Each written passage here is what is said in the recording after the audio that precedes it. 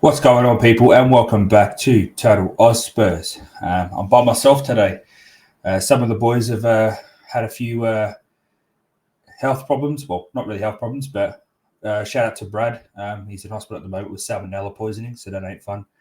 And Delane and his missus, she's heavily pregnant, so he's at home taking care of her, so doing it solo. Before we start, I want to shout out to everyone that's joined all the streams and watched all the videos. We really appreciate all your support.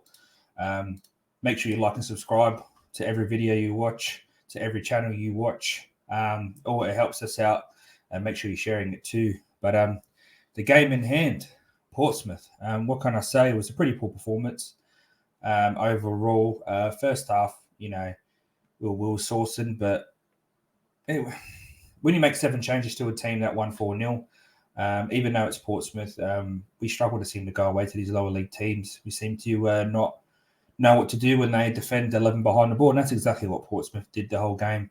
There was not really much problems at the back for us, except for Emerson. I'm sick of talking about this guy. I don't understand why this guy is still playing for this club. I don't know what Spence has to do. I don't know. Maybe get on his knees. I've got no idea, because Royal was atrocious on that right side. And everything that Hill did well with Doherty on the right-hand side with him against Palace was non-existent. And for this game, there was non-existent. There was no overlapping by Royal. He sometimes he'd just stand there and Hill would be looking for him to make that run beyond so he could draw the left back out. And he was just like, fuck this, passing it back.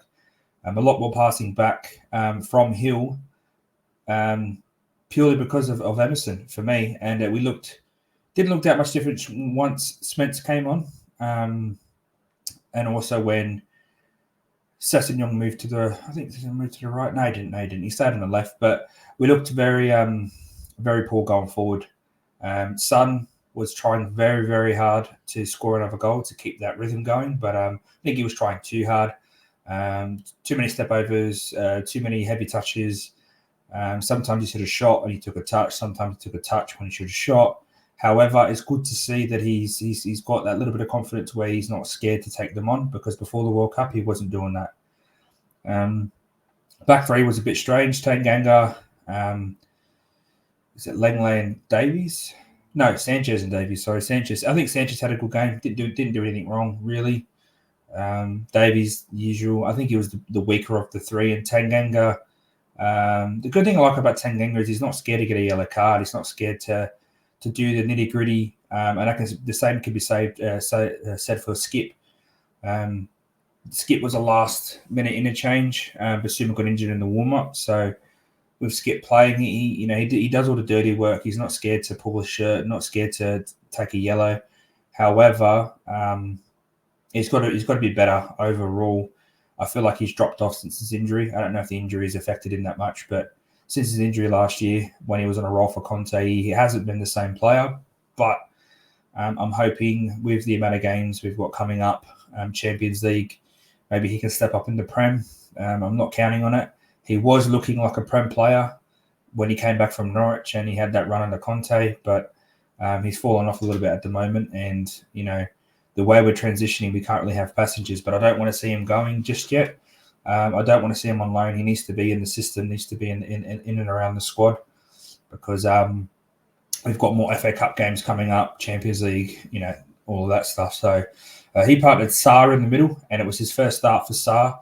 I feel like he had a decent game. There was a lot of moments where he was trying too hard to hit a good pass or to try and move the ball forward a bit too much. But I will say defensively, he's very strong in, shoulder to shoulder, battling for the ball, running towards our goal. And he's 9 times out of 10, he wins it and has that Dembele-esque turn, and he can transition into attack. And that's the thing I like about him. He's exciting. He's forward-minded thinking. He's not so much of win the ball and then pass it back to the defenders. I know sometimes he has to, as most players have to, but he looked okay in there.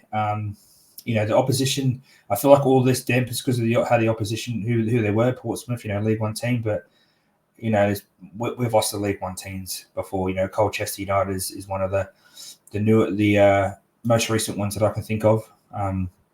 So I'm just going off like individual performances. You can only beat what you play, and what you beat in front of you. So I think Sa had an okay game. I think the Palace game really showed when we're in good momentum what he can do.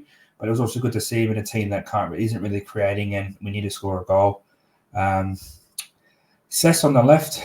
I mean, was it any difference having Emerson on the left? I like Cess. I liked the look of him when we bought him, but he's just not doing it. He's not running at people. I mean, he was a bit more creative than Royal on the left-hand side when they were both on, but once Royal came to that left-hand side, you didn't really see much difference. And that's the problem with Cess. He hasn't, kicked on. He's been given plenty of chances from Conte. Then he's one of the only positions that Conte has actually actively rotated, the left wing back role, because he seems to have a bit of confidence in both Perisic and Cess. So, I mean, I think it's time to, Adoji's already been named, I think, the top left wing back in terms of goal assists, goals scored and assisting. So, goal creations in 2022. And that's exciting because he'll come back next year or this year, from Udinese. And for me, it might be either we get a backup to him and we get rid of Cess, or it's Cess is third on the bench and we have Adoji and Perisic fighting for that spot, and then Cess is just going to have to do a bit part when one of them's injured. It's not a bad thing having three players in one position, but you want to have three players of the same quality, and Cess is nowhere near as good as Perisic, and by the looks of it, Adoji's a lot better and he's a couple of years younger. So, and that moves us to the front three. We spoke a bit about Son, a bit about Hill. Hill had a decent game again. He's showing the touches and the tenacity and the engine that he has. However, like we all say, he's a bit lightweight and he does a bit of a heavy touch. But I'm not upset from what I'm seeing. I'm seeing confidence, seeing encouragement. And the thing is, when you one of those players in that forward role and they're playing 11 behind the ball and all they're doing is defending, and you don't have a creative midfielder, and your right wing back's a fucking shit cunt. Excuse the language, but being in Australia, it's easy to drop it. It's really hard to create from that that right wing role when your right back's not providing that width and that overlapping run to give you that one-on-one with the left back or the left centre back or the left wing that's tracking you back down the pitch. It's really hard for him to create. And that showed, when Doherty was making runs against Palace, Hill found all the positions to be able to play the ball back or play it forward. None of it all came off, but he actually had to have a go. So I think Hill's performance was inhibited by Royal. However, Hill has to take responsibility for his own stuff, and I feel like he should have done better, especially what he showed at Palace. But, that's the thing is we can't expect him to be a gun like Kulu straight off the bat because he had one good performance. We need to see it consistently week in, week out, and hopefully with game time, he produces that. And then we go to the main man.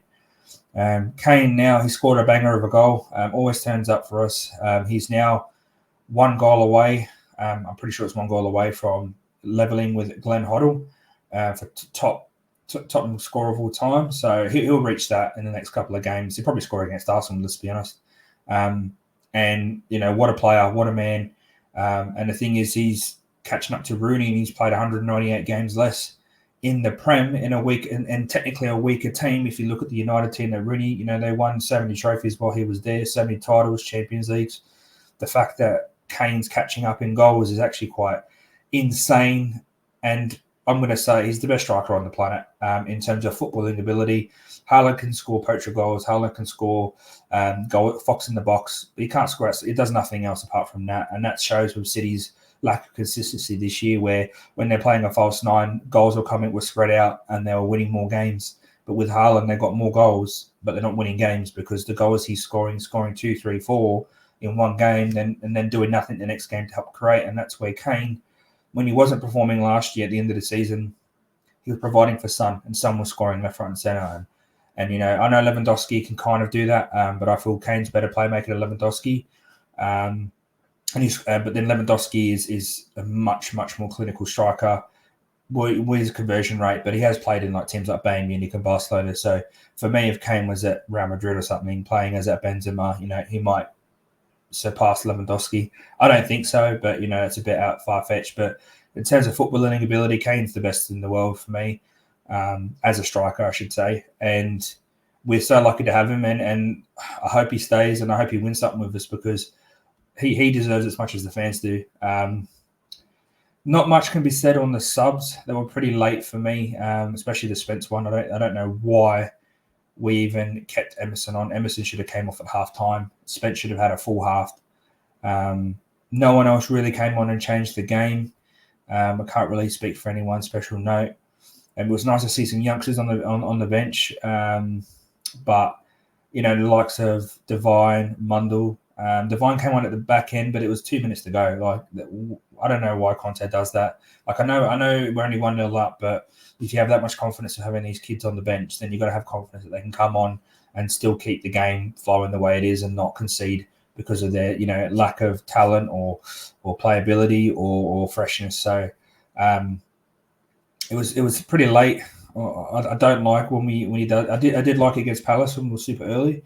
65th minute, he was bringing on Sarr, and it was great to see because we were winning. But when we're losing, sometimes you need to have that, that faith.